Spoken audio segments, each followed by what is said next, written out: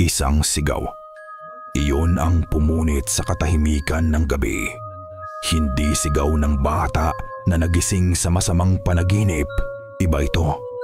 Matining, puno ng takot na hindi kayang ipaliwanag at biglang naputol. Bumagsak ang librong binabasa ni Leo sa sahig.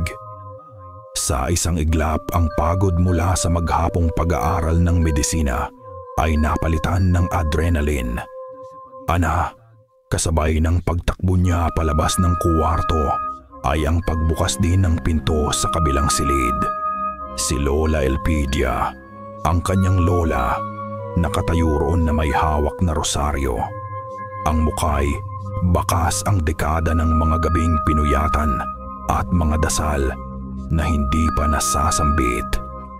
Nagkatinginan sila, isang sulyap na naglalaman ng parehong tanong, parehong kaba. Nasa kwarto niya, hindi na natapos ni Leo ang sasabihin. Nauna na siya sa silid ni Ana. Pinihit niya ang seradura. Itinulak ang pinto. Walang laman ang kama. Nakahayag ang kumot, tila may bumangon mula rito ng biglaan. Bukas ang bintana at ang manipis na kortina ay isinasayaw ng hanging amihan papasok. Isang hanging hindi normal. Isang hanging may dalang lamig na tumatagos hanggang buto. "Ana!" sigaw ni Leo. Ang boses ay nagsisimula ng manginig. "Huwag kang maingay, apo!" Mahinahon ngunit mariing sabi ni Lola Elpidia mula sa kanyang likuran. "Baka magising natin siya." "Anong magising la? Wala siya rito." Hindi sumagot ang matanda. Sa halip, ang mga mata nito'y dahan-dahang gumala sa paligid, hindi tulad ng isang taong naghahanap, kundi tulad ng isang taong nakikiramdam. Tumingin ito sa bintana, sa sahig, sa bakanteng kama. At pagkatapos ay sa labas. Sinundan ni Leo ang kanyang tingin patungo sa hardin. At doon, sa ilalim ng kalat-kalat na liwanag ng buwan, nakita nila si Ana. Nakatayo siyang nakaputing bestida. Ang kanyang mga paay walang sapin sa mamasa-masang damuhan. Hindi siya gumagalaw. Nakatingala lang siya sa isang direksyon, sa matandang puno ng mangga sa dulo ng kanilang bakuran. Dahan-dahan silang lumapit. Bawat yabag ay maingat na para bang isang maling tunog lang ay babasagin ang anumang bumabalot sa bata. "Ana, anak!" Halos pabulong na tawag ni Leo. Hindi lumingon si Ana, ngunit nagsalita ito sa boses na mahina at kakaiba. Isang boses na tila hindi nanggagaling sa kanya. Nariyan na ang ginang sa puno. Naramdaman ni Leo na nanindig ang mga buhok sa kanyang batok. Walang sino mang ginang sa puno. Sila lang ang naroon. Sa ilalim ng gabing Biyernes, si Lola Elpidia ang unang kumilos. Dahan-dahan niyang hinawakan ang balikat ng bata at sa isang iglap, tila nagising si Ana. Kumurap-kurap ito. Lumingon sa kanila na may pagtataka sa mga mata. "Lola, Kuya Leo, bakit po tayo nandito?" Binuhat ni Leo ang kanyang kapatid. Ramdam ang panlalamig ng balat nito. Pabalik sa loob ng bahay, isang malakas na ihip ng hangin ang sumalubong sa kanila mula sa pasilyo. Kahit pa sigurado si Leo na naisara na nila ang lahat ng pinto at bintana kanina. Napakapit ng mahigpit si Ana sa kanya. Maingat na inihiga ni Lola Elpidia si Ana pabalik sa kama.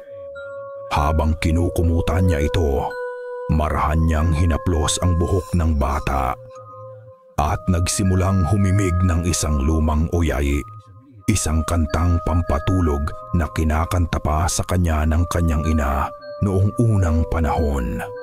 Sayalad sa ilalim ng himig na iyon, sa gitna ng takot, may isang sandali ng kapayapaan. Kinabukasan, ang lahat ay tila isang masamang panaginip na lang. Naghahanda ng almusal si Lola Elpidia, habang si Leo naman ay sinusuri ang temperatura ni Ana. Normal, walang lagnat. "Night terror lang yun, La," sabi ni Leo habang umiinom ng kape. "Minsan nangyayari talaga sa mga bata. Baka may napanood lang kahapon o napagod sa paglalaro." Tumingin sa kanya si Lola Elpidia. Hindi ito umimik, pero ang mga mata nito malalim at tila nakakakita ng mga bagay na hindi niya nakikita, ay sapat ng sagot. Pagkatapos ay tumalikod ito, kumuha ng isang buong bawang mula sa basket sa kusina at nagsimulang paghiwalayin ang mga butil nito. "La, ano pong gagawin niyo dyan?" tanong ni Leo. May bahid ng inis sa kanyang boses. Muli, hindi ito sumagot. Dala ang mga butil ng bawang at isang maliit na krusipiho. Isa-isa nitong nilagyan ang bawat bintana ng kanilang bahay. Bumubulong ng isang dasal na hindi maintindihan ni Leo. "La, hindi po yan totoo." Hindi na napigilan ni Leo. Walang aswang, walang multo, may paliwanag ang lahat ng bagay. Huminto ang matanda sa harap ng bintana sa sala. Hinarap siya nito. At sa unang pagkakataon, nagsalita ito. "Hindi lahat ng bagay sa mundo, Apo, ay kayang ipaliwanag ng iyong mga libro." Pagkasabi niyon, nagpatuloy ito sa kanyang ginagawa. Nag-iwan kay Leo sa gitna ng sala. Gulong-gulo sa pagitan ng siyensya na kanyang pinag-aaralan at ng tradisyong kanyang kinalakihan. Ang tensyon ay biglang naputol nang tumunog ang kanyang telepono. Si Elara, ang kanyang nobya. Ang ganda ng boses nito sa kabilang linya ay parang sariwang hangin. "Leo, kamusta? Nadaan ako sa palengke. Naisip ko kayo. Pwede ba akong dumaan dyan?" "Oo naman," mabilis na sagot ni Leo. Tila isang pagkakataon para takasan ang bigat ng atmosfera sa bahay. "Sige, dito lang kami." Pagdating ni Elara, dala ang isang bayong ng mga prutas, ay tila bumalik ang liwanag sa bahay. Ang kanyang nangiti ay nakakahawa. Ang kanyang presensya ay kalmado. Siya ang definisyon ng normalidad na hinahanap-hanap ni Leo. "Nabalitaan ko ang nangyari kagabi," sabi niya habang inaayos ang mga prutas sa lamesa. "Okay lang ba si Ana?" "Okay lang siya," sagot ni Leo. "Night terror lang." Ngumiti si Elara, ngunit hindi umabot sa kanyang mga mata. "Pwede ko ba siyang makita?" Tumango si Leo at sinamahan niya ito sa kwarto ni Ana, kung saan naglalaro ang bata ng kanyang mga manika. Lumuhod si Elara sa harap ni Ana. Hinawi ang buhok na tumatabon sa mukha nito. "Kamusta ka na, munting prinsesa?" Malambing niyang tanong. "Okay na po ako, Ate Elara," sagot ni Ana. Idinikit ni Elara ang kanyang palad sa noo ng bata. Tila sinusuri kung may lagnat pa ito. Matagal itong nanatili sa ganoong posisyon. Parang may kakaiba sa kanya. Bulong niya, sapat lang para marinig ni Leo. Tumingin siya kay Leo at ngumiti. "She's special." Sa buong maghapon, ang presensya ni Elara ay nakatulong para pakalmahin si Leo. Nagkuwentuhan sila, nagtawanan. Sa mga sandaling iyon, halos makalimutan na niya ang sigaw, ang malamig na hangin at ang mga salita ni Ana tungkol sa ginang sa puno. Tila normal ang lahat. Ngunit ang araw ay laging nagtatapos at sa paglubog ng araw, kasabay ng pag-alis ni Elara ay ang unti-unting pagbabalik ng kaba. Gabi, muling sinubukan ni Leo na mag-aral sa kanyang kwarto. Ngunit ang mga salita sa kanyang libro ng anatomy ay lumalanggoy lang sa kanyang paningin. Paulit-ulit na bumabalik sa kanyang isip ang nangyari kagabi.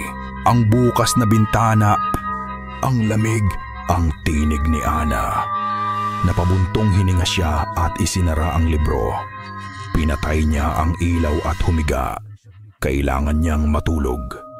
Pagod lang ito. Ang buong bahay ay tahimik, masyadong tahimik. At sa gitna ng katahimikang iyon, narinig niya ito. Isang mahinang tunog mula sa labas. Malapit sa kanyang bintana. Hindi ito kaluskos ng dahon. Hindi ito huni ng ordinaryong ibon. Ito ay isang tunog na paulit-ulit.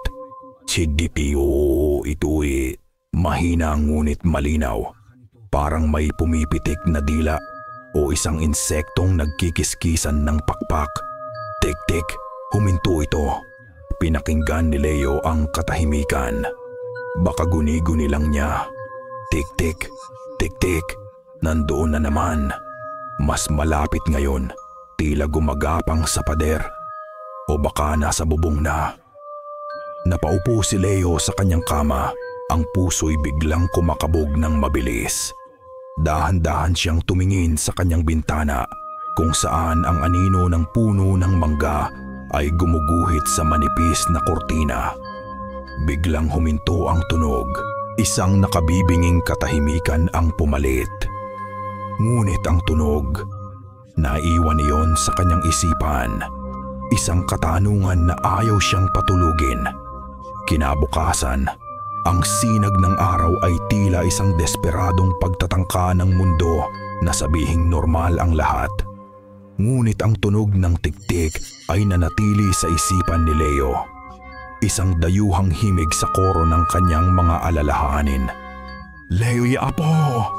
Tawag ni Lola Elpidia mula sa kusina. Ang boses nito'y kalmado. "Naubusan tayo ng suka. Makibili ka nga muna saglit kay Aling Nene." Isang utos, isang simpleng gawain, isang dahilan para lumabas ng bahay at iwanan sandali ang bumibigat na hangin sa loob. Opo, La. Ang tindahan ni Aling Nene ay hindi lang isang tindahan. Ito ang sentro ng barangay, ang Korte Suprema ng mga chismis, kung saan si Aling Nene ang punong mahistrado. Nakaupo ito sa kanyang trono, isang plastik na silya, habang nagpapaypay. Ang mga matay alisto sa bawat taong dumarating at umaalis. "Oh, Leo, ang gwapo nating med student." Bati nito, ang ngiti abot tenga. "Anong sayo?" "Suka lang po, Aling Nene. At toyo na rin po," sagot ni Leo. Pilit na ngumingiti habang kinukuha ni Aling Nene ang kanyang mga pinamili. Ang mga mata ng ilang tambay na nagkakape sa gilid ay napako sa kanya. Alam niya kung ano ang iniisip ng mga ito. Ang apo ni Albulario Elpidia. "Kamusta na pala ang kapatid mo?"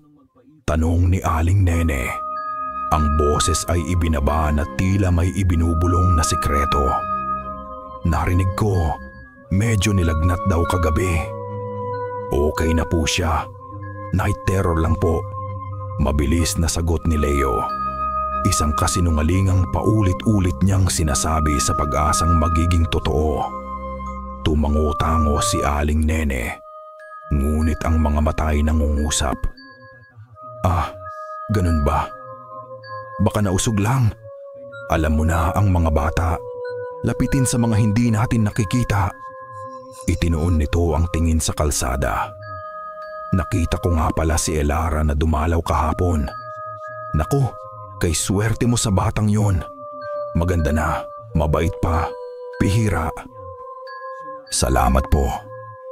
Pero, dagdag ni Aling Nene, lalo pang humina ang boses.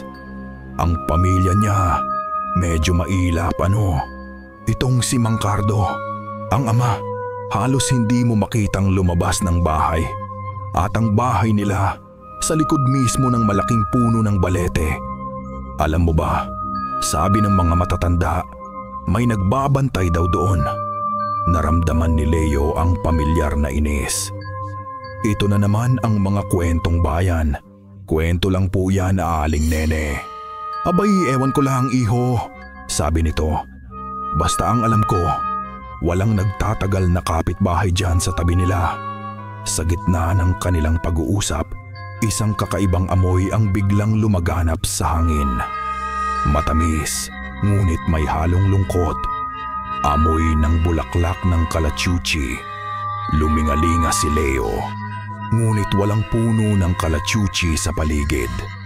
Ang amoy ay nanatili ng ilang segundo at pagkatapos, tulad ng isang bulong, bigla na lang nawala. Heto na ang suka mo, sabi ni Aling Nene. Tila walang naamoy. Inabot ni Leo ang bayad at sa isang kilos na nakagawian na, kinuha niya ang kamay ng matanda at nagmano. Mano po. Kahit naiinis siya sa mga tsismis, ang paggalang ay nanatili. Kaawaan ka ng Diyos, iho, sagot nito. Ingat ka. Naglakad si Leo pauwi ani si Nagmabubiwi. Ang isip ay gulong-gulo.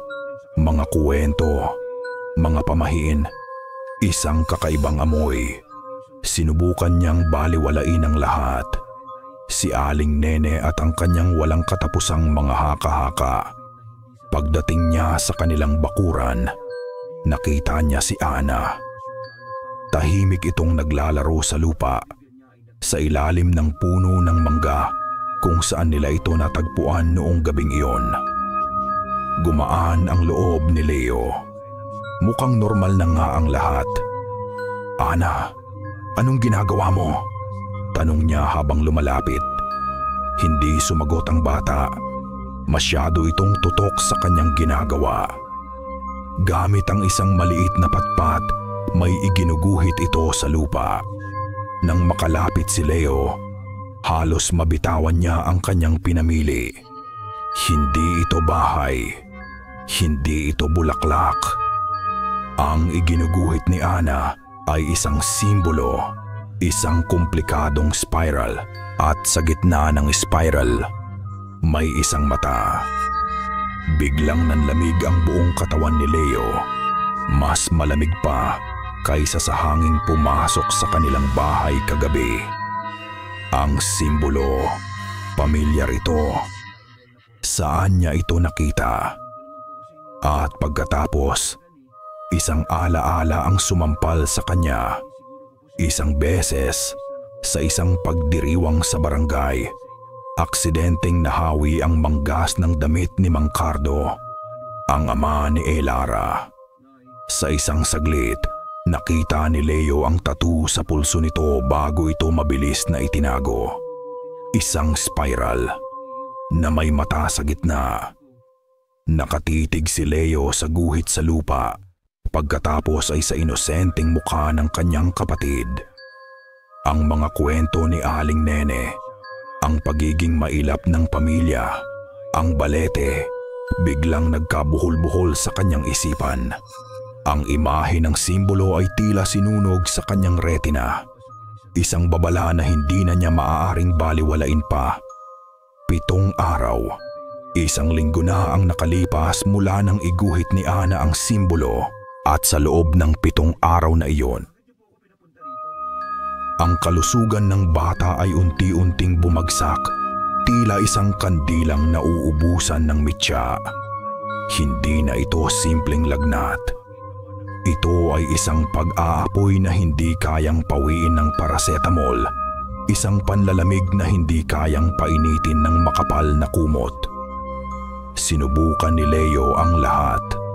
Ang kanyang mga libro, ang kanyang mga tala mula sa klase, ang bawat aral na itinuro sa kanya sa unibersidad.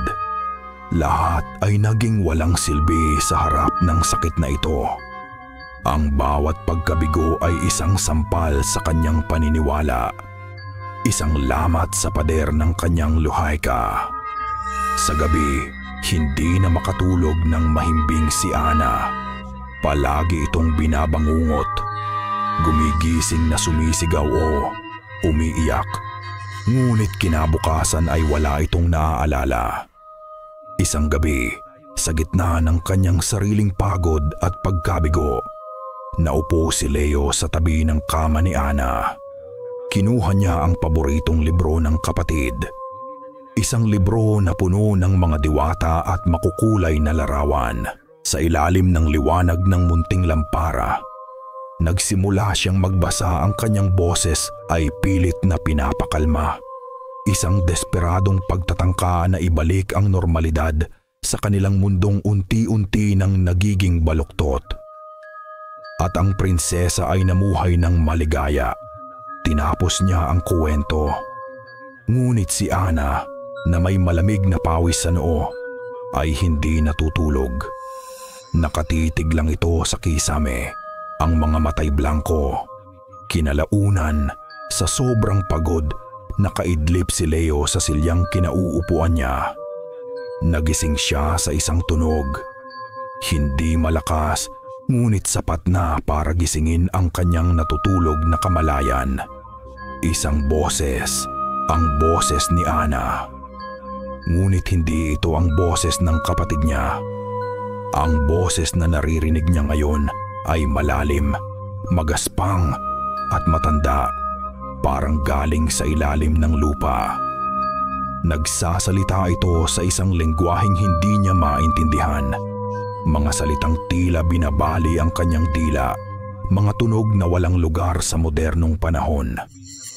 Dahan-dahang iminulat ni Leo ang kanyang mga mata. Nakaupo si Ana sa kama, nakatingin sa bintana, at patuloy na nagsasalita sa kakaibang tinig na iyon. Kasabay ng mga salitang iyon, nagsimula ang isa pang tunog. Mula sa bintana, isang mahinang kaluskos, tila tunog ng tuyong sanga na hinihila sa salamin. Ngunit paulit-ulit ito, at may ritmo. Kaskas, kaskas, kaskas, tila tunog ng mga kuko. Tumayo si Leo, nanginginig ang mga tuhod. Hindi niya alam kung ano ang mas nakakatakot, ang boses na nanggagaling sa kanyang kapatid o ang tunog na nagmumula sa labas. Biglang bumukas ang pinto ng kuwarto. Si Lola Elpidia. Hindi siya mukhang gulat. Ang mukha niya ay seryoso, determinado.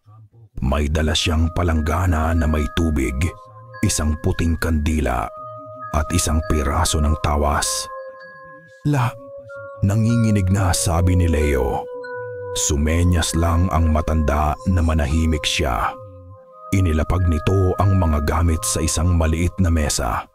Sinindihan ang kandila. Kinuha ang tawas at itinapat sa apoy. Habang unti-unting natutunaw ang tawas at tumutulo sa tubig na may malamig na tunog, bumubulong ang matanda ng isang orasyon. Kaskas, kaskas, kaskas. Lumalakas ang pagkaluskos sa bintana. Tila nagagalit, tila gustong pumasok. Pater Noster, qui es in caelis. Dasal ng matanda. Ang boses ay matatag sa gitna ng kaguluhan. Nang matapos ang pagtulo, kinuha ni Lola Elpidia ang namuong tawas mula sa tubig. Itinaas niya ito laban sa liwanag ng kandila. Ang anino nito sa pader. Nagkaroon ng anyo. Hindi malinaw, ngunit sapat para makita ni Leo. Ang anyo ng isang babae. Mahaba ang buhok at tila nakatayo sa tabi ng isang puno. Ang bulong ni Leo sa sarili. Naaalala ang mga unang salita ni Ana sa hardin. Bigla, ang pagkaluskos sa bintana ay huminto. Isang nakabibinging katahimikan ang pumalit. Napatingin si Leo sa bintana, pagkatapos ay sa kanyang lola. Naghintay sila. Nakikiramdam, at sa gitna ng katahimikang iyon, narinig nila ito. Hindi sa bintana, hindi sa bubong, Mula sa kanilang pintuan sa harap, isang malinaw at malakas na pagkatok. Blag. Nagkatinginan sila ni Lola Elpidia. Nanlalaki ang mga mata. Blag. Ang pangalawang katok, mas malakas, tila may bigat. Blag. Ang pangatlo. Ang tunog ay yumanig sa buong bahay. Isang pagkatok na puno ng awtoridad. Isang pagkatok na hindi nagtatanong, kundi nag-uutos. 3 beses. Ang 3 katok. Mabibigat, may awtoridad. At tumatagosos sa kahoy ng pinto, sa semento ng pader, hanggang sa kaibuturan ng kanilang mga buto. Nakatayo lang sina Leo at Lola Elpidia sa gitna ng sala. Hindi gumagalaw, halos hindi humihinga. Ang tanging tunog na maririnig ay ang mabilis na pagtibok ng kanilang mga puso. "Huwag kang kikilos," bulong ni Lola Elpidia. Ang mga matay nakapako sa pintuan na para bang kaya nitong makita kung sino o ano ang nasa kabilang panig. Ngunit ang isip ni Leo na sinanay sa lohika at rason ay nagsimulang maghanap ng paliwanag. Baka may kailangan lang ng tulong. Baka may emergency sa kapitbahay. Walang taong kumakatok ng ganyan sa ganitong oras. Mariing sagot ng matanda. Iyan ay hindi pa anyaya. Iyan ay pagsubok. 1 minuto ng katahimikan ang lumipa. Walang sumunod na katok. Walang boses. Walang anuman. Ang tensyon sa loob ng bahay ay halos mas nakakabingi pa kaysa sa katok mismo. Hindi na natiis ni Leo. Kailangan kong tingnan. Bago pa man siya mapigilan ng kanyang lola, mabilis na siyang naglakad patungo sa pinto. Ang bawat hakbang niya ay tila isang pagtataksil sa babala ng matanda, ngunit isang paninindigan sa sarili niyang paniniwala. Pinihit niya ang seradura. Ang tunog ng metal ay tila isang sigaw sa katahimikan. Itinulak niya ang pinto. Walang tao. Ang gabi sa labas ay tahimik at madilim. Tanging ang ilaw mula sa poste sa kanto ang nagbibigay ng kaunting liwanag kabab sa kanilang bakuran. Walang anino ng taong nagtatago. Walang tunog ng yabag na papalayo. Parang walang nangyari. Baka nga guni-guni lang nila. Isasara na sana ni Leo ang pinto nang may mapansin siya sa kanyang paanan sa may doormat. Isang munting kumpol ng puting bulaklak, sariwa pa at nagniningning sa dilim.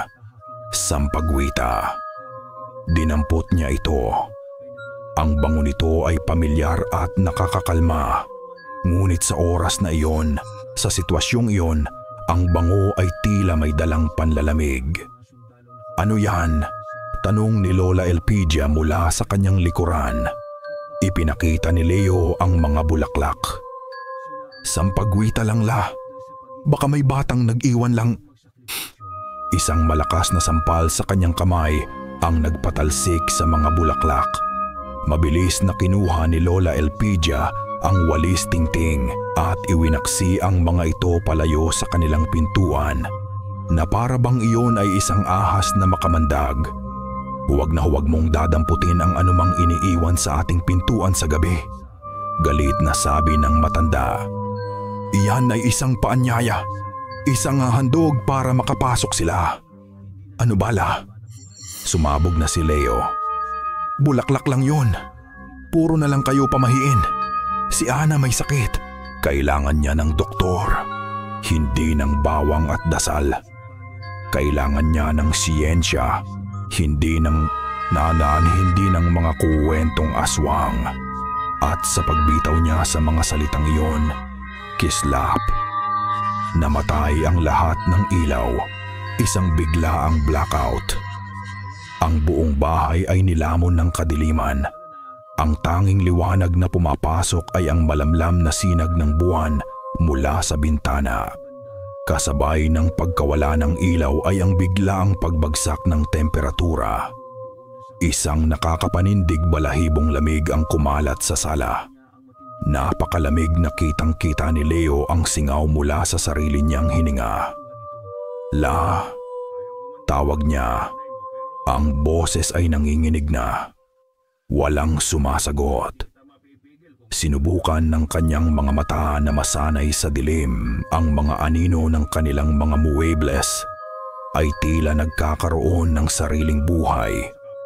Ang upuan, ang mesa, ang aparador at sa dulo ng pasilyo, sa bukana ng daan patungo sa mga kwarto, may isa pang anino. Isang anino na hindi dapat naroroon. Hindi ito anino ng muebles. Di ito anino mula sa labas. Ito ay isang anyo. Isang mataas na anyo ng lalaki. Nakatayo lang doon. Walang galaw. Isang itim na butas sa gitna ng kadiliman. Nanigas si Leo sa kanyang kinatatayuan. Ang lahat ng hangin sa kanyang baga ay tila ninakaw. Gusto niyang sumigaw, ngunit walang boses na lumalabas. Gusto niyang tumakbo. Ngunit ang kanyang mga paa ay parang ibinaon sa sahig. Nakita niya ito. Totoo ito. Kislap. Kislap. Ang bumbilya sa itaas nila ay kumurap-kurap ng 2 beses at pagkatapos, bumalik ang liwanag. Nagliwanag ang buong sala at sa isang iglap nawala ang anino sa pasilyo.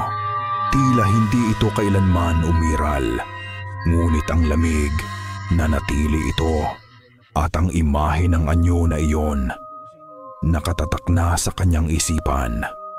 Dahan-dahan siyang lumingon. Ang puso'y dumadagundong sa kanyang dibdib. Nakita niya si Lola Elpidia. Nakasandal sa pader, ang muka'y putlang-putla, ngunit ang mga mata'y matatag. Nakatingin din ito sa pasilyo. Nakita rin niya. Ang pader ng lohika ni Leo ay gumuho. Ang kanyang siyensya, ang kanyang mga libro, ang kanyang pag-aalinlangan.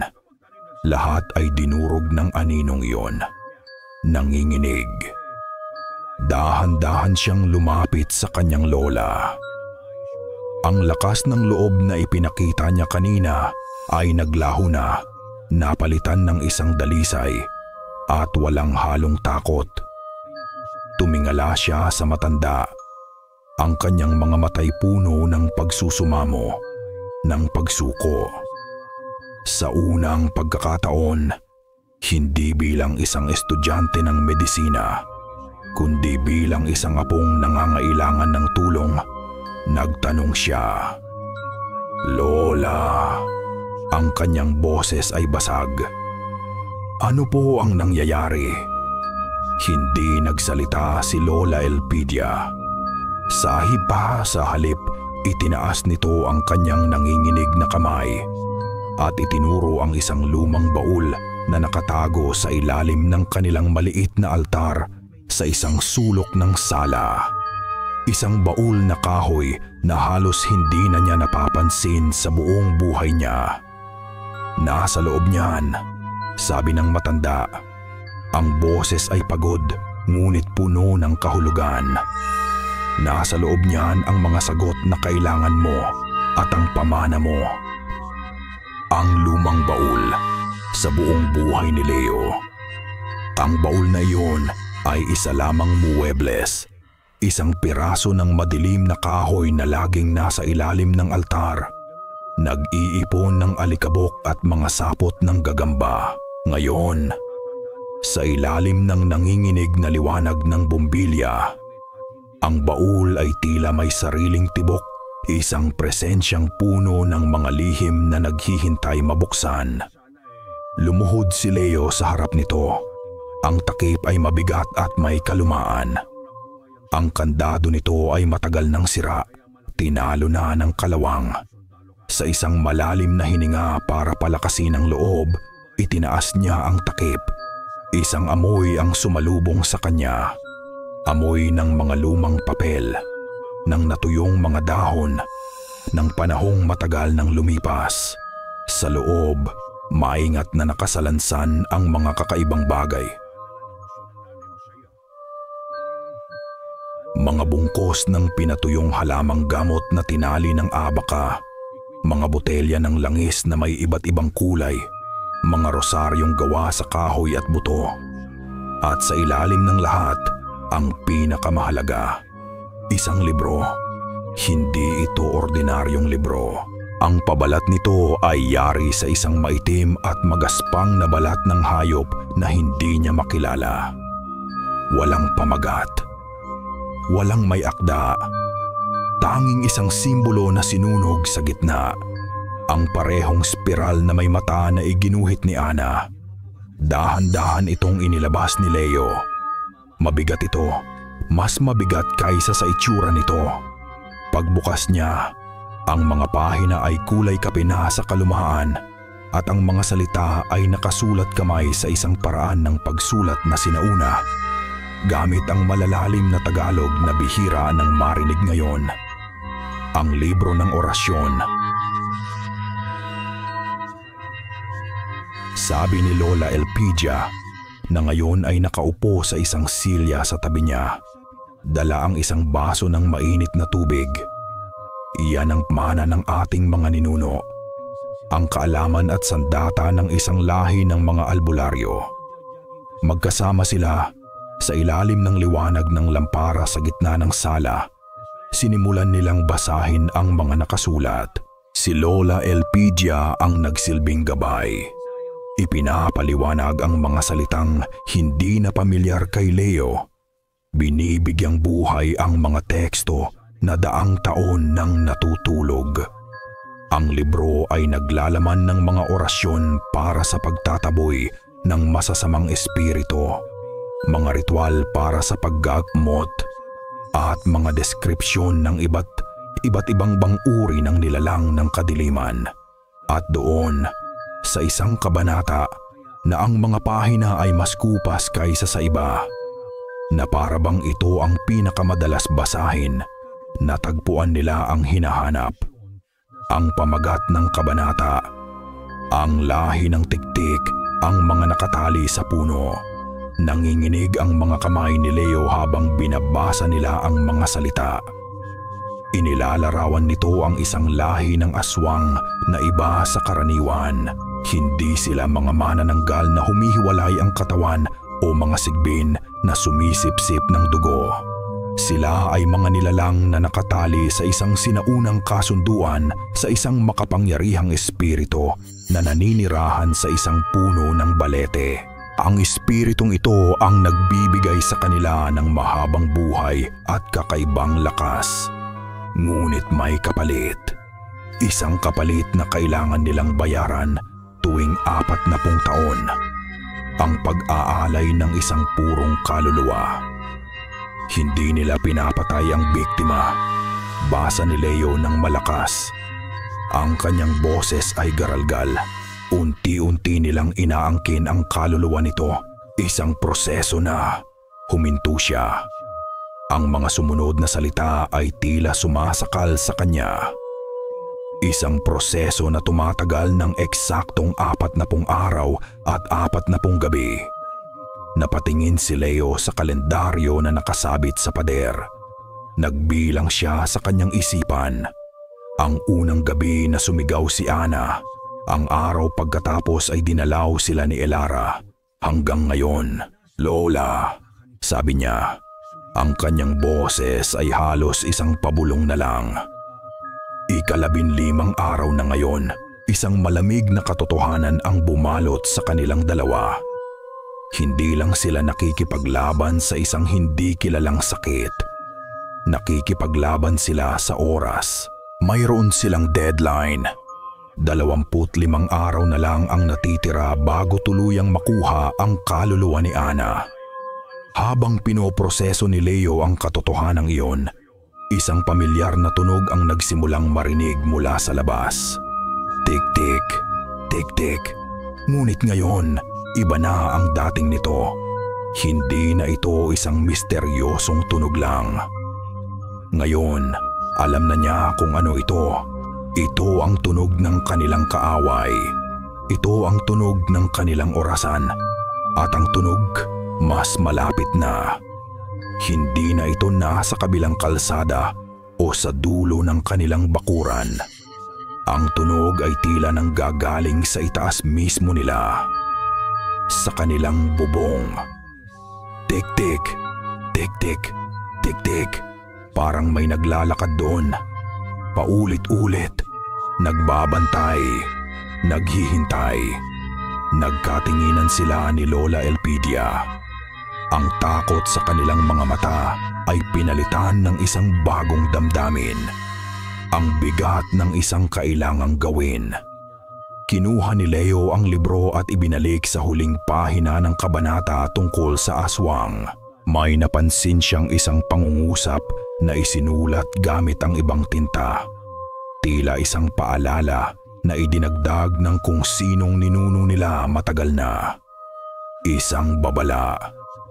Mag-ingat sa halik ng minamahal. Ito ang selyo. Halik. Selyo. Naalala niya ang araw na iyon sa kwarto ni Ana. Si Elara. Ang pagdikit ng palad nito sa noo ng bata. Ang pagdampi ng labi nito sa pisngi bago ito umalis.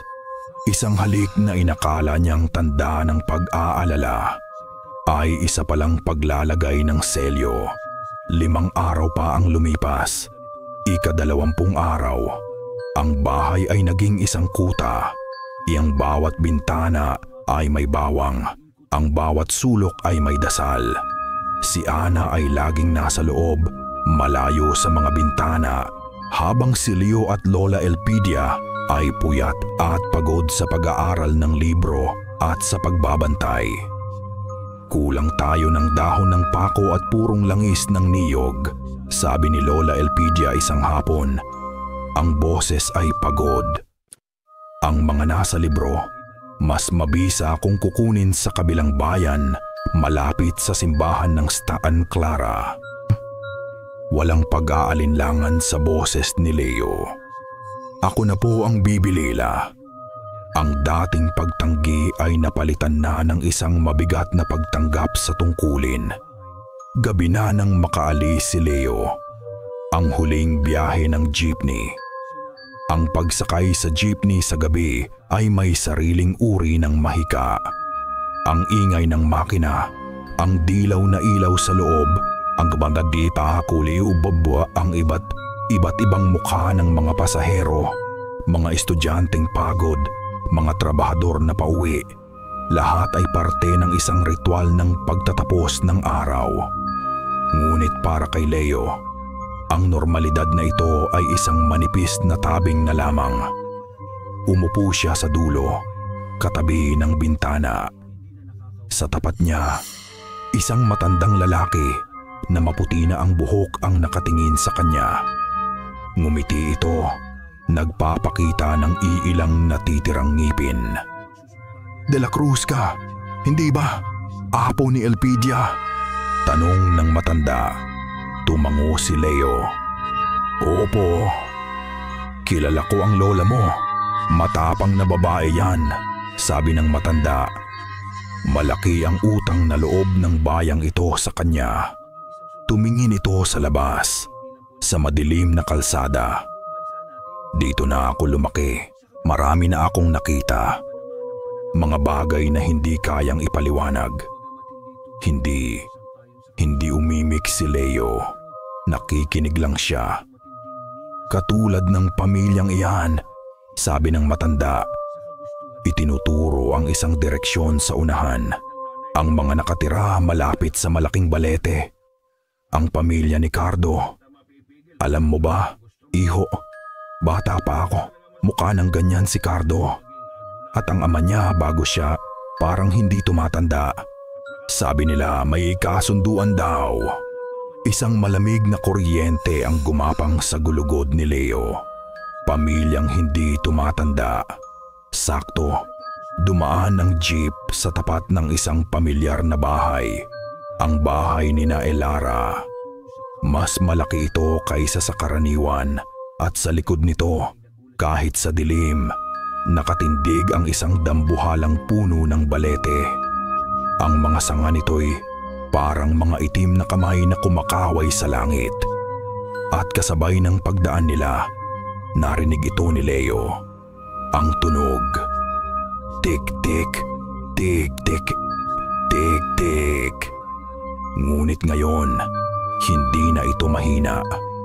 Hindi na ito isang bulong. Ito ay malakas, malinaw, at nagmumula mismo sa bakuran ng bahay na iyon. Isang tunog na halos nakakabingi sa lakas. At doon, sa loob ng maingay na jeep, sa gitna ng mga estranghero, nagsimulang magkabuhol-buhol ang lahat sa isip ni Leo. Ang pamilyang hindi tumatanda, ang balete, ang malakas na tunog ng tiktik, ang babala sa libro. Mag-ingat sa halik ng minamahal. Ito ang selyo.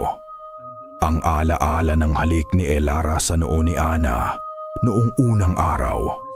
Bigla, isang amoy ang kumalat sa loob ng jeep. Hindi amoy ng usok o pawis. Isang masangsang na amoy, amoy ng nabubulok na laman. Napatingin si Leo sa paligid. Ang ibang pasahero ay tila walang napapansin, abala sa kanilang mga cellphone at kwentuhan. Tumingin siya sa matanda, ngunit natutulog na ito, ang ulo'y nakasandal sa bintana. Siya lang ba ang nakakaamoy? Ang amoy ay nanatili ng mga 10 segundo at pagkatapos, tulad ng isang masamang panaginip, bigla itong nawala. Para! Sigaw ng isang pasahero. Nasa kabayanan na sila. Bumaba si Leo ng aggikoy. Nanginginig pa rin ang mga kamay. Bago siya tuluyang makalayo, narinig niya ang boses ng driver. Iho! Tawag nito. Inabutan siya ng isang pirasong candy. Pampagising. Mahaba pa ang gabi. Isang maliit na kabaitan sa gitna ng kadiliman. Kinuha ito ni Leo. Salamat po. Nang mabili na niya ang mga kailangan, humanap siya na isang nahina na manadama nga isang pamamamamatan. Isang tahimik na lugar sa plaza para umupo. Ang kanyang puso ay puno ng pagdududa. Ang kanyang isip ay puno ng takot. Kailangan niyang malaman, kailangan niyang marinig mula mismo sa kanya. Kinuha niya ang kanyang telepono. Hinanap ang pangalan niya. Elara. Nagring ito ng 1 beses, 2 beses. Hello? Ang boses ni Elara. Ang pamilyar na boses na minsan ay gisamahan di na kami mamonagimnitin ay nagbibigay sa kanya ng kapayapaan. Ngunit ngayon ay pinagmumulan ng kanyang pinakamalaking takot. Magsasalita na sana si Leo. Magtatanong. Ngunit bago pa man may lumabas na salita sa kanyang bibig, may naririnig siya mula sa background ng tawag. Isang tunog mula sa kabilang linya. Malinaw, hindi maikakaila. Tik-tik, tik-tik. Kasama niya sa linya ang Yamedi. Ang boses ng babaeng mahal niya. At ang tunog ng nilalang na sumusubok pumatay sa kanyang kapatid. Hindi na umuwi si Leo. Ang biyahe pabalik ay isang malabong panaginip. Ang mga ilaw ng poste, ang mga bahay na nadadaanan. Wala siyang maalala sa mga ito. Ang tanging umuukil-kil sa kanyang isipan ay 2 bagay. Ang boses ni Elara at ang tunog ng tik-tik. Magkasabay magkasama. Kinabukasan, 21 araw, ang pag-asa ay isa na lang maliit na baga na malapit ng mamatay. Ngunit kailangan niyang subukan. Kailangan niyang makita sa sarili niyang mga mata. Bago umalis, pumasok siya sa kwarto ni Lola Elpidia. Mula sa maliit na altar nito, kinuha niya ang isang munting botelya, banal na tubig. Malamig ito sa kanyang kamay at ang bigat nito sa kanyang bulsa ay parang bigat ng isang hatol na hindi pa naibibigay. Nakatayo sa harap ng bahay ni Elara. Huminga siya ng malalim. Ang bahay ay tahimik sa liwanag ng araw, masyadong tahimik. At sa likod nito, ang dambuhalang balete ay tila isang higanteng nagbabantay. Ang mga dahon nito'y bumubulong ng mga lihim na hindi para sa kanya. Kumatok siya. Si Elara mismo ang nagbukas. Sa isang saglit, nawala ang lahat ng hinala ni Leo. Ang kanyang ganda, ang kanyang pamilyar na ngiti. Ito si Elara, ang Elara na minahal niya. "Leo, anong ginagawa mo rito?" tanong niya. May bakas ng pagkagulat sa kanyang boses. "Kailangan nating mag-usap," seryosong sagot ni Leo. Pinapasok siya nito. At sa paghakbang niya sa loob, doon niya napansin ang unang bagay na mali. Ang sala nila ay malaki at maganda, ngunit may kakaiba. Lahat ng salamin, ang malaki sa pader, ang maliit sa ibabaw ng mesa, ay nakatakip ng puting tela. Bakit may takip ang mga salamin?" tanong niya. Naglilinis lang kami." Mabilis na sagot ni Elara, ngunit hindi ito makatingin ng diretso sa kanya. Ang kanyang mga mata ay puno ng takot. Hinarap siya ni Leo. "Elara, tungkol kay Ana. Kamusta na siya?" "Huwag mo akong tanungin yan," mariing sabi ni Leo. Ang boses ay nagsisimula ng manginig. "Alam mo kung anong nangyayari sa kanya? Ang simbolo, ang tunog sa telepono kagabi. Sabihin mo sa akin ang totoo." "Leo, hindi ko alam ang sinasabi mo," sabi ni Elara.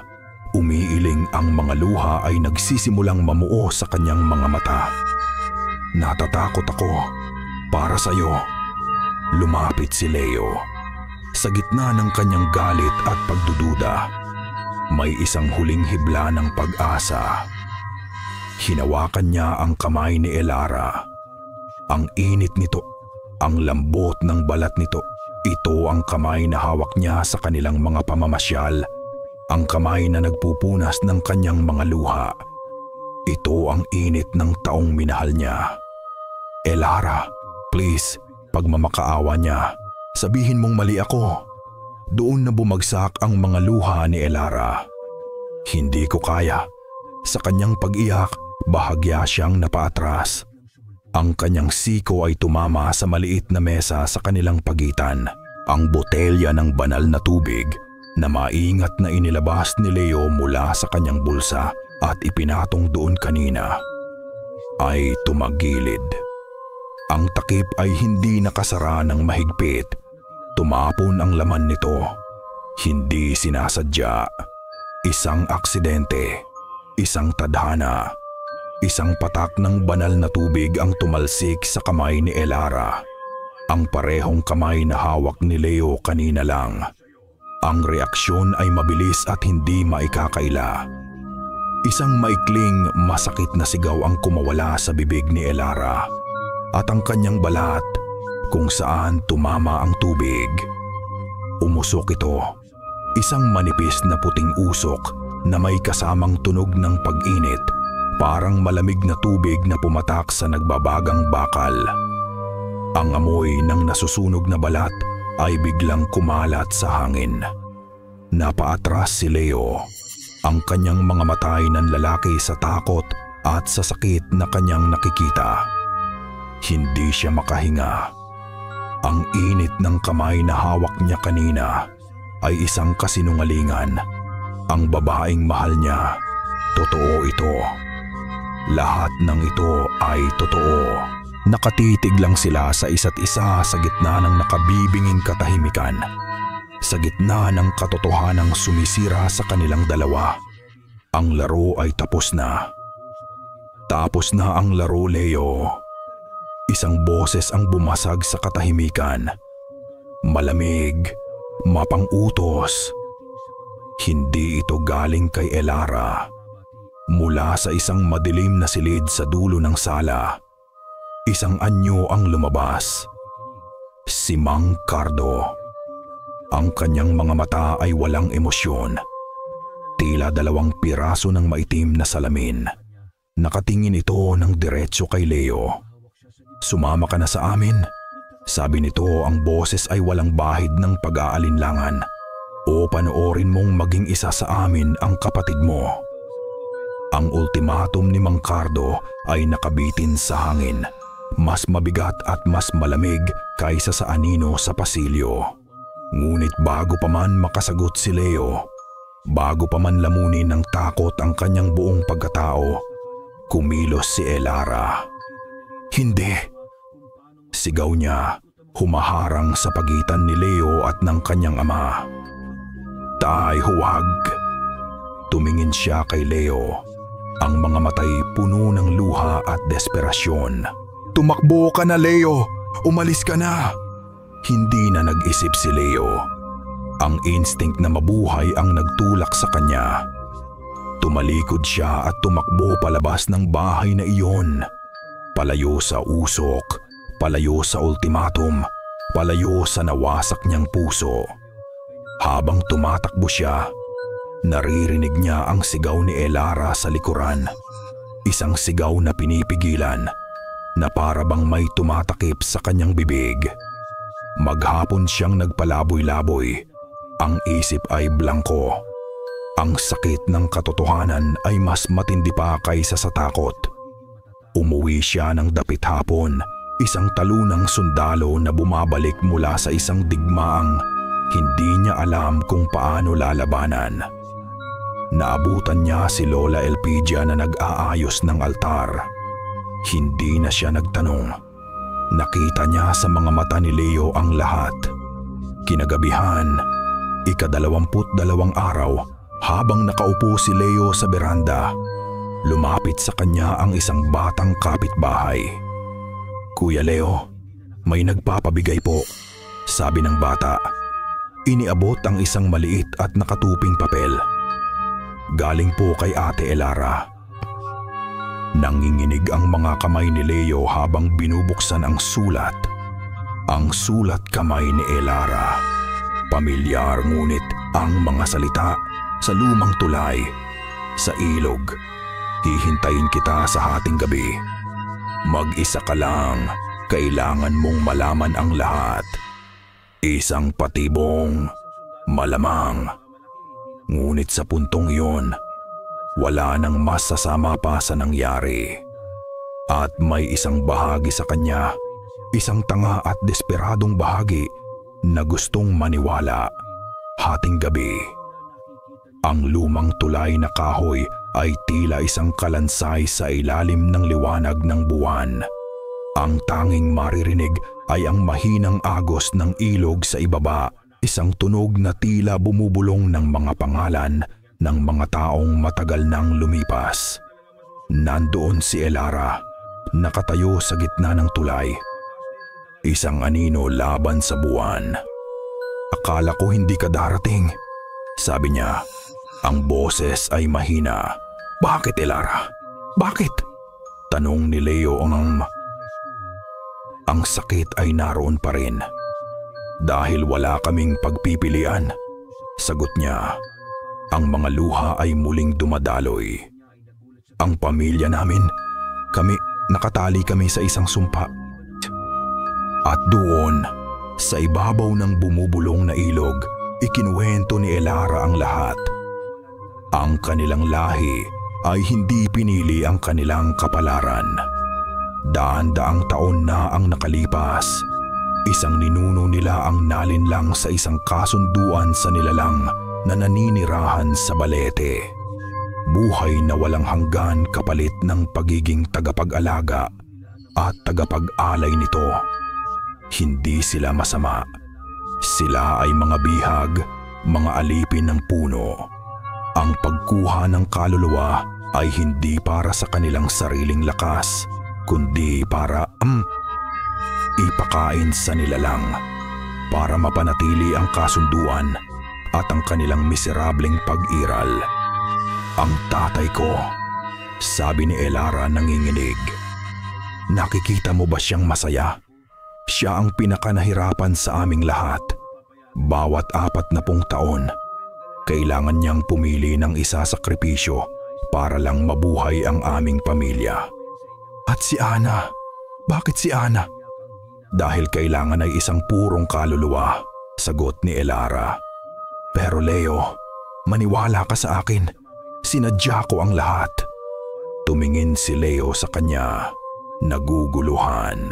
Nang malaman kong apo ka ng isang albularyo, nakita ko ang isang pagkakataon, isang pag-asa, pagpapatuloy niya. Ang halik, ako ang naglagay ng selyo, pero ginawa ko ito sa paraang mababawi pa.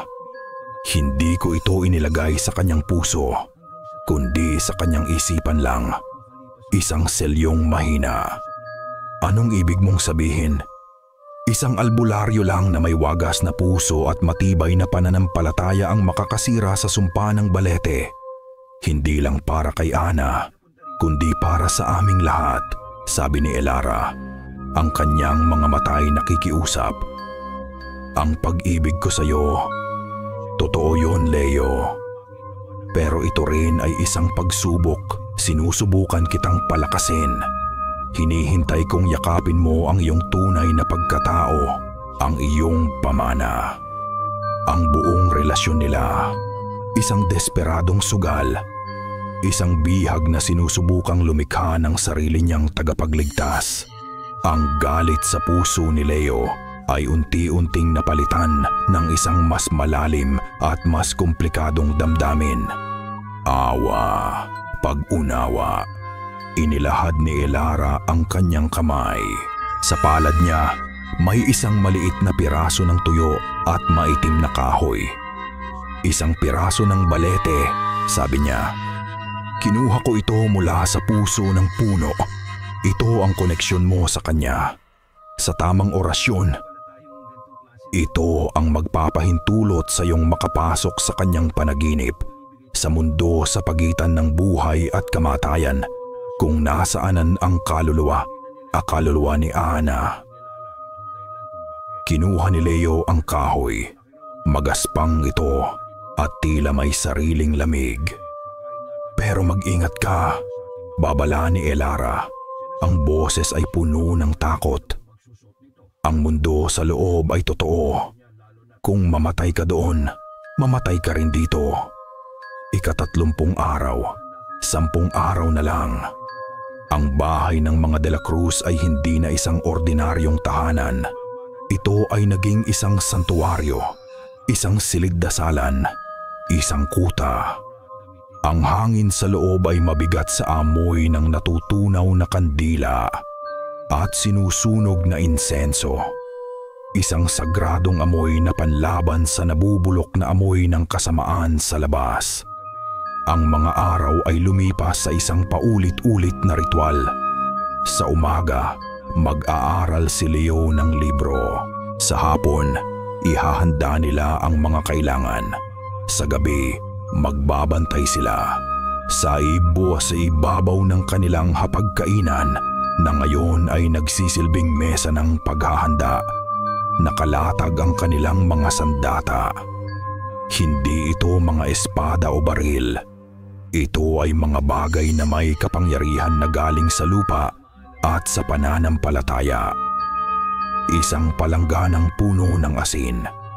Mga botelya ng purong langis ng niyog na binulungan ng mga orasyon. Mga sariwang dahon ng pako. At sa gitna ng lahat, yung maliit at maitim na piraso ng kahoy ng balete, ang susi. Kailangan mong maintindihan, Apo, sabi ni Lola Elpidia. Ang boses ay mahina ngunit matatag. Itinuro niya ang piraso ng kahoy.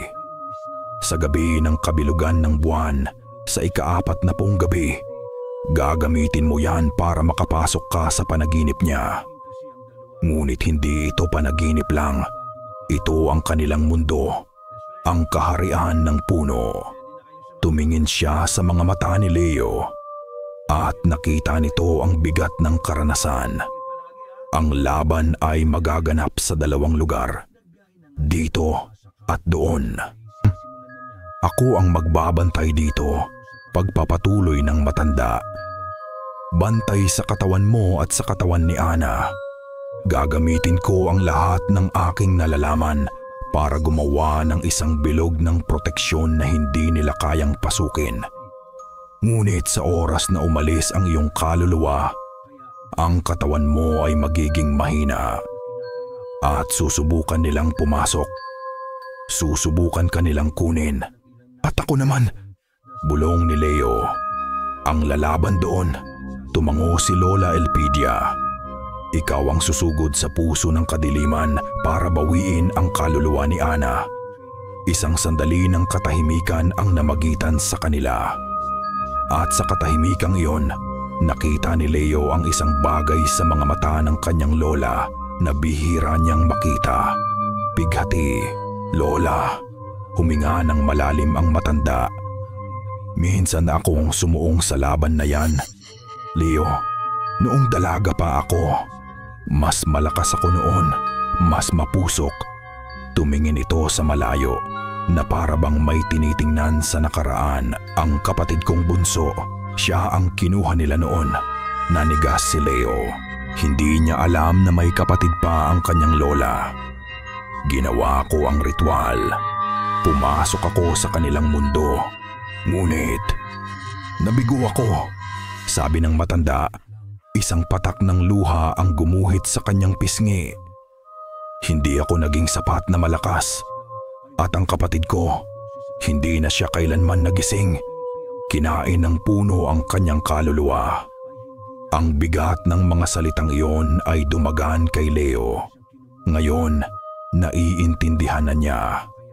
Ang laban na ito ay hindi lang para kay Ana.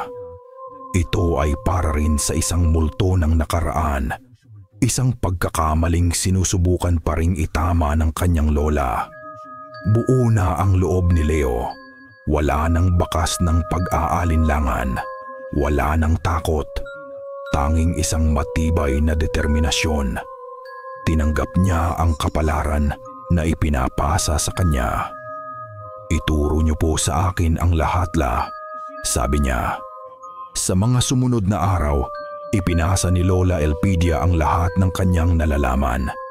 Ipinakita niya kung paano dapat hawakan ang mga dahon, kung paano dapat ibulong ang mga dasal sa langis. At higit sa lahat, tinuruan niya si Leo kung paano bigkasin ng tama ang isang orasyon. Hindi ito tula, Apo, sabi nito habang ginagabayan ang pagbasa ni Leo sa libro. Hindi ito mga salita lang na isinaulo. Bawat pantig ay dapat manggaling dito. Itinuro nito ang puso ni Leo. Bawat salita ay dapat may bigat ng iyong buong pananampalataya. Ito ay pananampalataya na binigyan ng tinig. Gabi. ika-39 na araw. 9 na araw na lang ang natitira. Nakatayo si Leo sa harap ng kalendaryo, nakatitig sa bilog na iginuhit niya sa petsa ng kabilugan ng buwan. Ang paghihintay ay halos mas masakit pa kaysa sa laban mismo. Pumasok siya sa kwarto ni Ana para tingnan ito. Ang bata ay mahimbing na natutulog, ngunit ang kanyang paghinga ay mababaw at ang kanyang balat ay mas maputla kaysa dati. Hahawakan na sana ni Leo ang pinto para lumabas nang biglang umupo si Ana sa kama. Hindi ito gumising. Ang mga mata nito ay nakapikit pa rin. Ngunit ang katawan nito ay bumangon. Dahan-dahan, itinaas nito ang kanyang kamay at itinuro ang bintana. At sa gitna ng kanyang pagtulog, bumuka ang kanyang bibig at isang bulong ang lumabas. malamig at malinaw sa katahimikan ng gabi. Parating na sila. 39 na gabi. Ang bisperas. Ang gabi bago ang katapusan. Ang babala ni Ana ay naging isang sumpa na bumalot sa buong bahay. Ang katahimikan na kanilang pinagsikapan na panatilihin sa mga nakaraang araw ay nabasag. Ang laban ay nagsimula na kahit hindi pa nagsisimula ang ritual.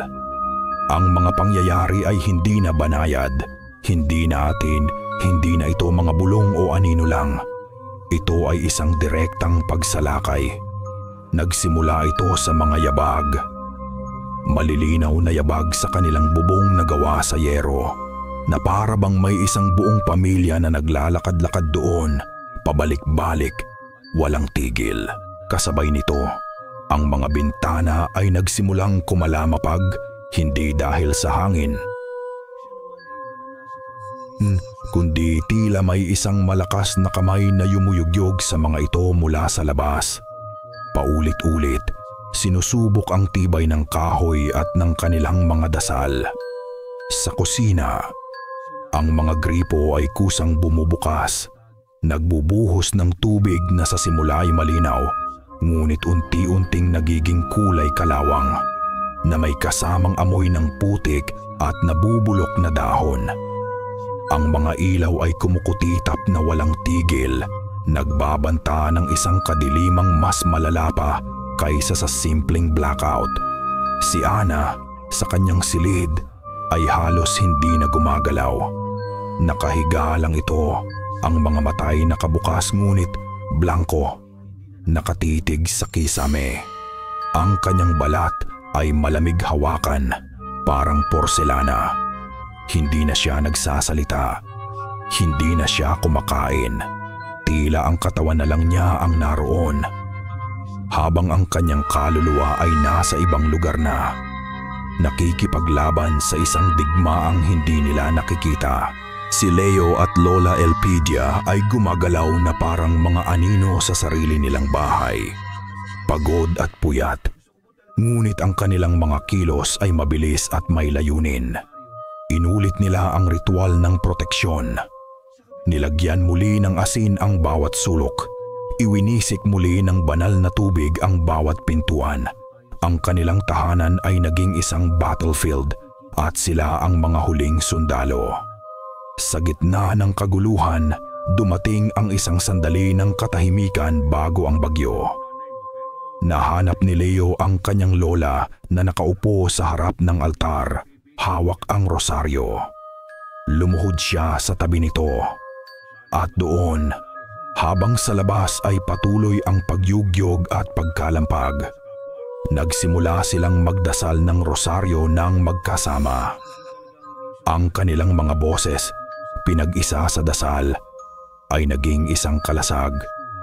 Santa Maria, Ina ng Diyos, ipanalangin mo kaming makasalanan ngayon, at kung kami mamamatay, bawat salita ay isang bala, bawat misteryo ay isang pader na kanilang itinatayo. Habang nagdarasal, tumingin si Leo sa kanyang lola. Ang mukha nito ay puno ng mga linya ng pagod, ngunit ang mga mata nito ay nag-aalab. Nakita niya rito hindi lang ang kanyang lola, kundi ang isang mandirigma. Nang matapos sila, nagtimpla si Leo ng kape. Inabot niya ang isang tasa sa kanyang lola. Ang mga kamay nila'y bahagyang nanginginig. Para sa mahabang gabila, sabi niya, isang simpleng gesture, isang sandali ng pagiging normal sa gitna ng kabaliwan, isang tahimik na pag-amin na magkasama sila sa labang ito hanggang sa huli. Ngunit ang pinakakakaiba sa lahat ay ang tunog. Ang pamilyar na tunog. Hindi na ito mahina. Hindi na ito nanggagaling sa iisang direksyon. Ang tunog ng tik-tik ay nasa lahat ng dako. Tila may daan-daang nilalang na pumapalibot sa kanilang bahay. Mula sa kanan, sa kaliwa, sa harap, sa likod. Isang nakakabaliw na koro ng kadiliman. Isang orkestra na ang tanging instrumento ay ang tunog ng kamatayan. Tik-tik, tik-tik, tik-tik, tik-tik. Hinihintay nila ang pagsikat ng araw, ang tanging kaibigan na kanilang natitira. Eksaktong hating gabi, bigla, huminto ang lahat. Ang mga yabag sa bubong, ang pagkalampag sa bintana, ang koro ng tiktik, lahat ay nawala. Isang nakabibinging katahimikan ang pumalit, mas nakakatakot pa kaysa sa ingay. Isang katahimikan na tila naghihintay, na tila may pinakikinggan. At sa gitna ng katahimikang iyon, isang boses ang narinig nila mula sa labas. Hindi ito sigaw, hindi ito bulong. Ito ay isang malinaw, kalmado at mapanganyayang boses. Ang boses ni Mang Cardo. Leo. Ang pangalan niya, isinambit na parang isang paanyaya. Hinihintay ka namin, ika-40 gabi. Ang kabilugan ng buwan, ang katapusan. Ang boses ni Mang Cardo sa labas ay hindi na nasundan. Pagkatapos ng kanyang paanyaya, isang mabigat na katahimikan ang muling bumalot sa paligid. Isang katahimikang nagbabadya ng digmaan. Sa loob ng sala, sinimulan na nila ang ritual. Nakahiga si Ana sa isang banig sa gitna ng sahig. Ang katawan ay naninigas. Sa tabi niya, humiga si Leo. Sa isang kamay, hawak niya ang kamay ng kanyang kapatid. Sa kabila, mahigpit niyang tangan ang maitim na piraso ng kahoy mula sa puno ng balete. Ang malamig na gaspang nito ay ang kanyang tanging koneksyon sa mundong kailangan niyang pasukin. Handa na ako, La, sabi niya. Ang mga matay nakapikit. Tumango si Lola Elpidia. Ang kanyang mukha ay parang isang maskara na gawa sa determinasyon at pananampalataya. Ang Diyos ay sumaiyo, Apo. Sinimulan ni Leo ang orasyon na itinuro sa kanya. Hindi ito isang dasal na binibigkas lang. Ito ay isang pinto na kanyang binubuksan gamit ang kanyang kaluluwa. Ang mga sinaunang salita ay dumaloy mula sa kanyang bibig. At habang ginagawa niya iyon, naramdaman niyang unti-unting lumalayo ang kanyang kamalayan sa pisikal na mundo. Ang amoy ng kandila, ang tunog ng paghinga ng kanyang lola, lahat ay humihina na parang tunog mula sa ilalim ng tubig. Ang huli niyang naramdaman ay ang pagiging mabigat ng kanyang katawan. Ang katawan ko ay dito, isip niya, ngunit ang kaluluwa ko ay aalis. At pagkatapos, kadiliman. Naiwan si Lola Elpidia. Sa sandaling naramdaman niyang umalis na ang espiritu ni Leo, kumilos siya ng mabilis. Binuksan niya ang isang bayong ng asin at gamit ang kanyang kamay, gumuhit siya ng isang perpektong bilog sa sahig, pumapalibot sa dalawang natutulog na katawan. Hindi ito isang simpleng linya ng asin. Bawat butil na kanyang ibinubuhos ay may kasamang dasal. Isang sagradong pader na kanyang itinatayo laban sa mga demonyo. At sa tamang oras, dahil sa labas, nagsimula na ang tunay na kaguluhan. Ang koro ng tiktik ay bumalik, mas malakas, mas galit kaysa dati. At kasabay nito, ang mga anino ay nagkaroon ng anyo. Sa bawat bintana, may mga maitim na figura na dumidikit. Ang kanilang mga mukha ay walang hugis. Tanging mga matang nag-aalab na pula. Blag, blag, blag. Ang kanilang pintuan sa harap ay niyayanig na para bang isang dambuhalang hayop ang sumusubok na pumasok. Ngunit si Lola Elpidia ay hindi natinag. Hawak ang isang botelya ng banal na tubig sa isang kamay at ang kanyang rosaryo sa kabila. Hinarap niya ang pagsalakay. Tumakbo siya sa isang bintana kung saan isang anino ang dumadagok. Iwinisik niya ang banal na tubig. Isang nakakapasong tunog ang narinig at isang nakakasukang usok ang lumabas mula sa anino. Ito'y umangal sa sakit. Isang tunog na pinaghalong sigaw ng ibon at iyak ng tao at umatras. Sa ngalan ng Ama at ng Anak at ng Espiritu Santo. Sigaw ni Lola Elpidia. Ang boses ay puno ng kapangyarihan na hindi mo aakalain na magmumula sa isang matanda. Sumugod siya sa kabilang bintana, sa pintuan, pabalik-balik, isang mandirigma na nag-iisang nagtatanggol sa kanyang kuta. Ang kanyang mga orasyon ay hindi nabulong. Mga sigaw na ito na yumanig sa buong bahay. Ang kanyang pananampalataya ang kanyang kalasag. Ang kanyang pagmamahal sa kanyang mga apo ang kanyang espada. Ngunit sila'y marami at siya'y nag-iisa. Kras! Sumabog ang salamin ng bintana sa kusina. Pumasok ang dilim. Ang mga basag na salamin ay kumalat sa sahig. Ngunit hindi sila makalagpas sa pintuan ng kusina na tila may isang hindi nakikitang pader na humaharang sa kanila. Habang abala siya sa pagtataboy sa mga anino sa sala, isa pang bintana ang sumabog. Pagod na si Lola Elpidia. Ang kanyang paghinga ay malalim. Ang pawis ay tumatagaktak sa kanyang noo. Ngunit hindi siya sumusuko. Sa gitna ng kaguluhan, sa isang saglit na pagtigil ng mga pag-atake, napatingin siya sa gitna ng bilog ng asin. Sa natutulog na mukha ni Leo, payapa, walang kamalay-malay. Ang kanyang apo, na minsan ay puno ng pag-aalinlangan, ngayon ay nasa puso ng isang digmaang espiritual. Isang nangiti ang gumuhit sa pagod na labi ng matanda. Ipinagmamalaki kita, apo. Bulong niya sa hangin. At ang sandaling iyon ng pagmamahal ay ang sandaling hinintay nila. Kasa. Ang bintana sa kanyang likuran, ang pinakamalaking bintana sa sala, ay tuluyang sumuko. Gumuho ito at kasama nito ang bawang at mga krusipiho. Isang anino ang nakapasok. Mas mabilis kaysa sa iba. Mas maitim. Hindi ito nagatubili. Lumusot ito sa butas. Lumapag sa sahig ng walang tunog. At dahan-dahang nagkaroon ng anyo.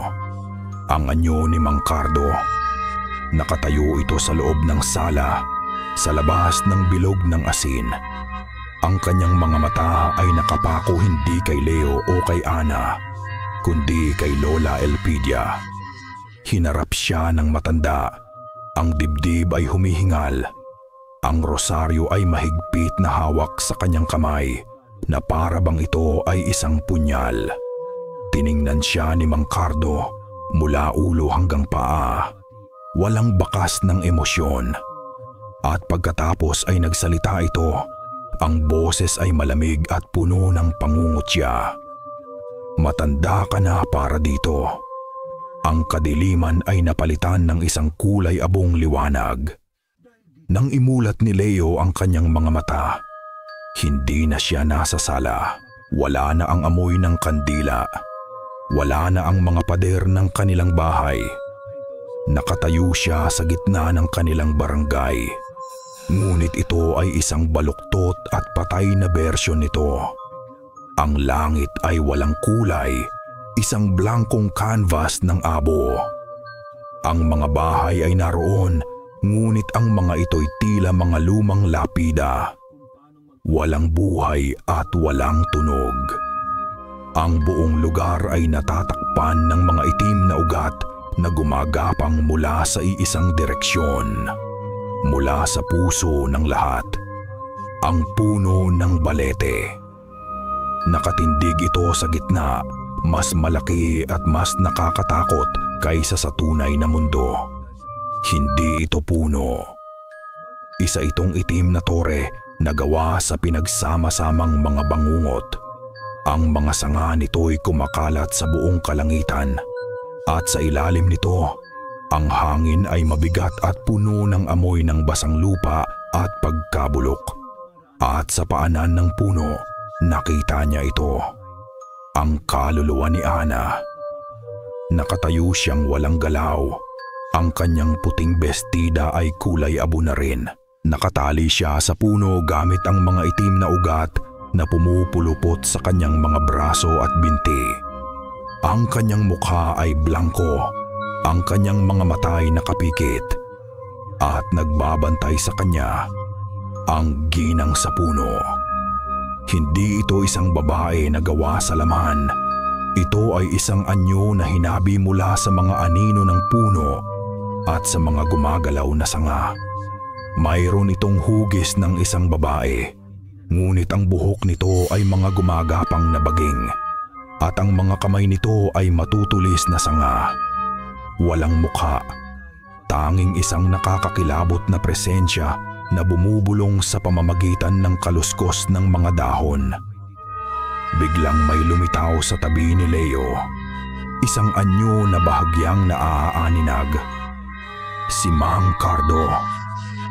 Ngunit hindi ito ang mapagmataas at nakakatakot na si Mang Cardo. Ang espiritu niya ay pagod at tila isang alipin. "Nalinlang kami," sabi ng espiritu. Ang boses ay isang malungkot na alingawngaw. "Humiling ang aming ninuno ng mahabang buhay, ng proteksyon mula sa sakit, at ibinigay ito ng puno. Ang hindi niya sinabi ay ang kapalit, ang aming kalayaan.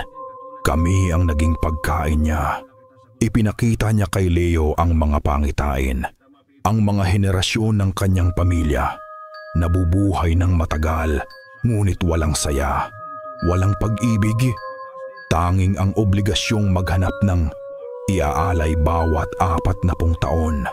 Sila ay mga bilanggo. Hinarap ni Leo ang ginang. Tinaas niya ang kanyang kamay at sinimulang bigkasin ang isang orasyon mula sa libro. Isang salitang pangwasak. Ngunit ang mga salita ay tila walang epekto. Ang ginang ay tumawa lang. Isang tunog ng mga nababaling sanga. Naalala ni Leo ang sinabi ng kanyang lola. Hindi ito mga salita lang. Ito ay pananampalataya na binigyan ng tinig. Tumingin siya sa nakagapos na kaluluwa ni Ana. Tumingin siya sa nagdurusang espiritu ni Mang Cardo. Ang kanyang puso ay hindi napuno ng galit, kundi ng awa. Ang kanyang layunin ay hindi na pagwasak, kundi pagpapalaya. Hindi na niya tiningnan ang ginang. Sa halip, lumapit siya kay Ana. Lumuhod siya sa harap ng kapatid. "Ana," sabi niya. Ang kanyang boses ay puno ng pagmamahal. "Ako to, si Kuya Leo. Naalala mo ba? Yung nagbabasa sa'yo ng libro gabi-gabi. Yung nagtatanggol sa'yo kapag inaaway ka." Hinawakan niya ang kamay ng kaluluwa ni Ana. "Hindi ka nag-iisa. Uuwi na tayo." At pagkatapos, tumayo siya at hinarap ang puno. Di na siya bumigkas ng orasyon. Nagsalita siya mula sa kanyang puso. "Ang kasunduang ito, tapos na," sabi niya. Ang kanyang boses ay matatag. "Ang pamilyang ito," itinuro niya si Mang Cardo. "Pinapatawad ko sila. Hindi na sila alipin." At pagkatapos, ang kanyang mga mata ay nag-alab at ang kaluluwang ito, itinuro niya si Ana, ay hindi sayo. "Ang pananampalataya ko, ang pag-ibig ko sa kapatid ko, ito ang aking alay at ito ang sisira sa iyo." Sa pagbitaw niya sa mga salitang iyon, isang liwanag ang biglang sumabog mula sa kanyang dibdib. Hindi ito liwanag na nakakasilaw, kundi isang liwanag na mainit at dalisay. Ang liwanag ay gumapang sa mga ugat na nakatali kay Ana. At ang mga ugat, nasunog ang mga ito, hindi sa apoy, kundi sa tindi ng liwanag. Umangal ang ginang, isang nakakabinging tunog ng 1,000 nababaling puno. Ang anyo nito ay unti-unting natunaw, bumabalik sa pagiging anino, hanggang sa tuluyan itong naglaho sa liwanag.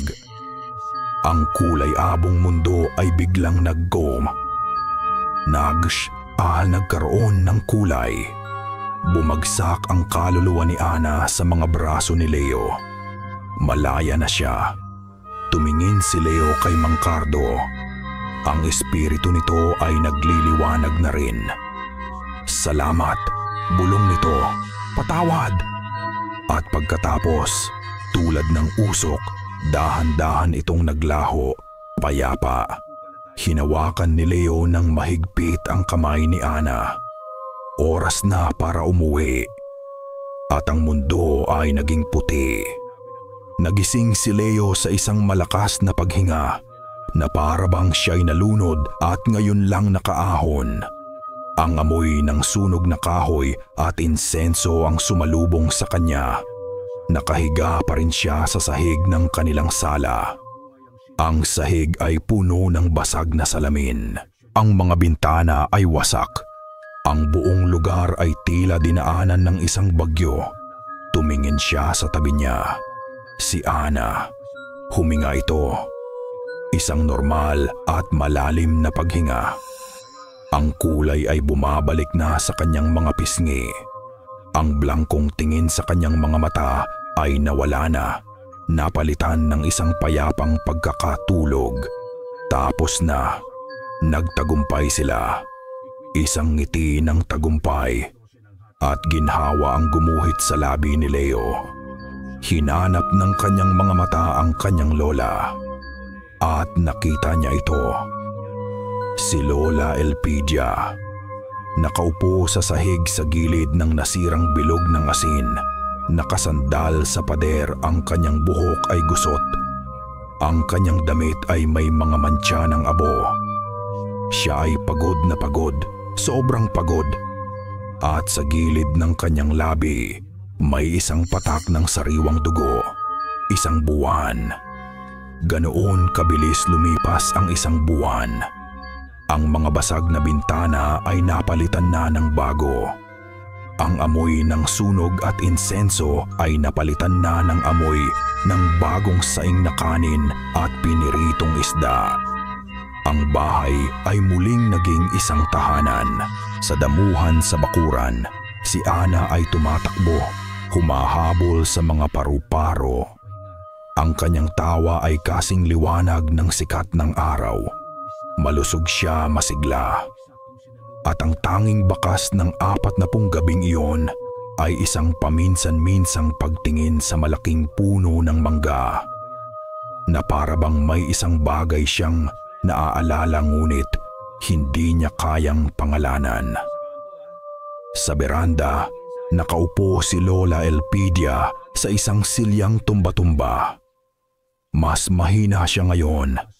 Ang laban na iyon ay kumuha ng isang bahagi ng kanyang lakas na hindi na kailanman maibabalik.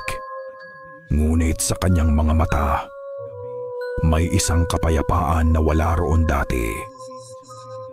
Isang kapayapaan ng isang sundalong natapos na ang kanyang digmaan. Lumabas si Leo mula sa kusina. Dala ang 2 tasa ng mainit na tsaa. Inabot niya ang isa sa kanyang lola. Uupo na sana siya sa tabi nito nang makita niyang nilalamig ito. Kinuha niya ang isang kumot at maingat na ibinalot sa mga balikat ng matanda. Umupo siya. Walang nagsalita. Magkasama nilang pinanood ang unti-unting paglubog ng araw. Ang paghahalo ng kulay kahel at lila sa kalangitan. Walang salitang kailangan. Sa katahimikang iyon, sa simpleng pag-inom ng tsaa, naroon ang lahat. Ang pasasalamat, ang pag pag-unawa. Ang pagpasa ng isang pamana. Nang gabing iyon, pumunta si Leo sa lumang tulay. Naghihintay siya.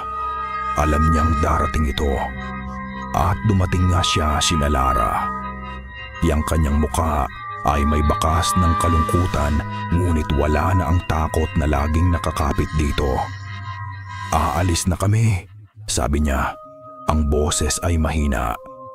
"Lalakad kami sa malayo, kung saan maaari kaming magbayad sa aming mga kasalanan, kung saan maaari kaming matutong mabuhay muli."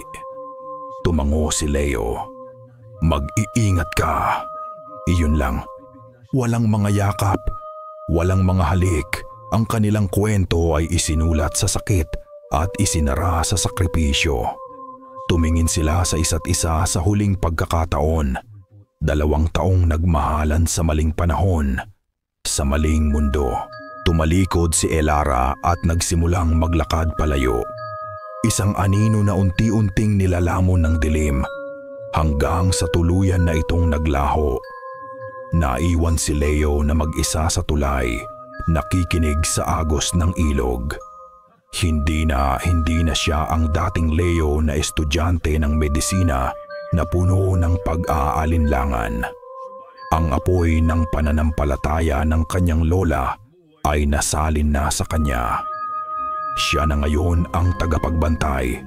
Naglakad siya pauwi. Sa pagtayo niya sa harap ng kanilang maliit na bahay, tiningnan niya ito. Isang munting kuta ng liwanag sa gitna ng gabi. Payapa na ang lahat. Nagtimpla siya ng kape at umupo sa beranda. Pinakikinggan ang mga tunog ng gabi. Ang huni ng mga kuliglig. Ang tahol ng aso sa malayo. Ang normal na musika ng buhay. Ngunit sa gitna ng normalidad na iyon, may isang tunog siyang narinig. Napakalayo, napakahina, na kung hindi ka sigurado sa iyong pinakikinggan, ay aakalain mong imahinasyon mo lang. Ngunit alam niya, isang pamilyar na tunog. Tik-tik, isang paalala na ang laban ay tapos na. Ngunit ang digmaan ay hindi, na ang kadiliman ay hindi kailanman tuluyang naglalaho. Ito'y laging nag-aabang. At siya, si Leo de la Cruz, ang bagong albularyo, ay laging magbabantay.